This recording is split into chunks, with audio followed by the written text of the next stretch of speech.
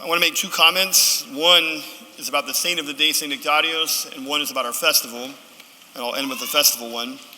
But St. Nectarios died in the year 1920, and he became a saint. He became a saint in the year 1960.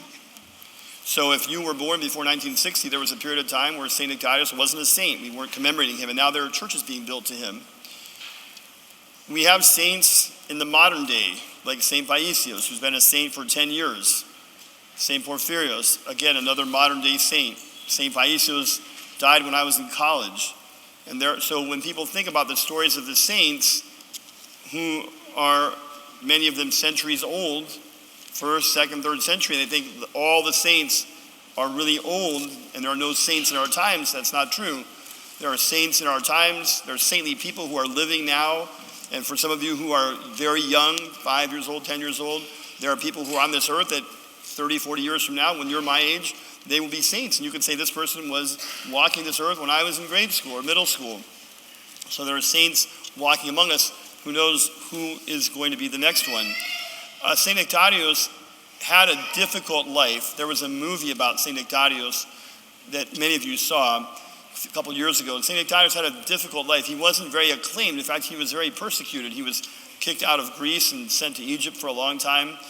And he was also in line to become the Patriarch of Africa, and some political thing happened, and he didn't get that. And I remember watching the movie and feeling kind of frustrated and saying to myself, like, God, why didn't you just allow St. Nectarios to become the Patriarch of Africa? Imagine how Christianity might have evolved there even quicker than it has if St. Nectarios had been there. And so many times things happen and we don't understand them. Like you think this is a good fit, and then all of a sudden it isn't. God says, my thoughts are not your thoughts, and my ways are not your ways, and God will never take away our free will, but the goal in life is to stay the course, good, bad, and different, whether we are popular or unpopular. We want to stay the course and aim ourselves toward salvation. And that's the story of St. Nectarios. That's why he's revered as a saint. By the way, Chronio Pola, I know there's a couple of people that are Nectarioses in our community, including my doctor, Chronio Pola, for your name days today. St. Nectarios is also the patron saint of cancer patients. When St. Nectarios died and they went to remove his garments and wash him and prepare him for burial, they took his garments and they laid them on the bed of someone who was next to him, and that person had cancer, and they recovered from cancer. So we have different saints for different things. St. Nectarios is one of our healing saints, specifically for cancer.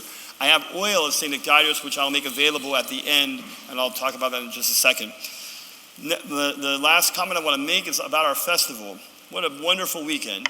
I want to first of all thank Theo, who's standing in the back door there. Theo stepped up like 6 weeks ago to engineer our festival.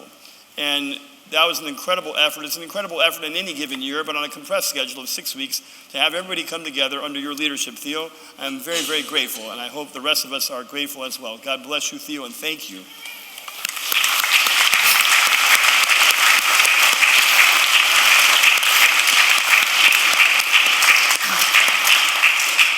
I want to thank everybody who volunteered at our festival.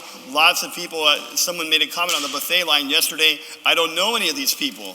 So we haven't had a festival in a couple of years, and you see how many people have joined our community in the last couple of years. Thank you to everybody who stepped up. It was wonderful to see our young adults, our Goyans, and the new people, as well as the people who have been here for a long time, doing this for a long time, doing the things that they always do in the takeout and the pastries and the buffet line outside of the grill.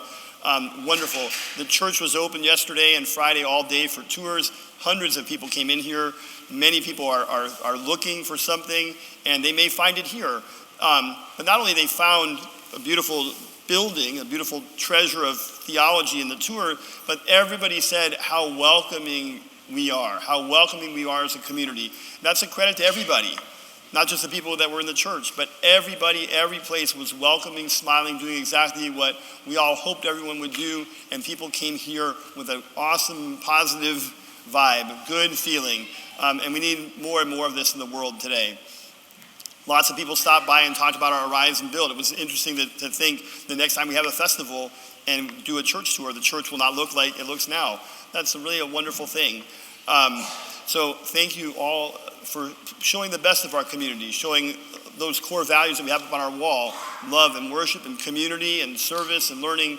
it's just a wonderful representation of all of that. So thank you very much.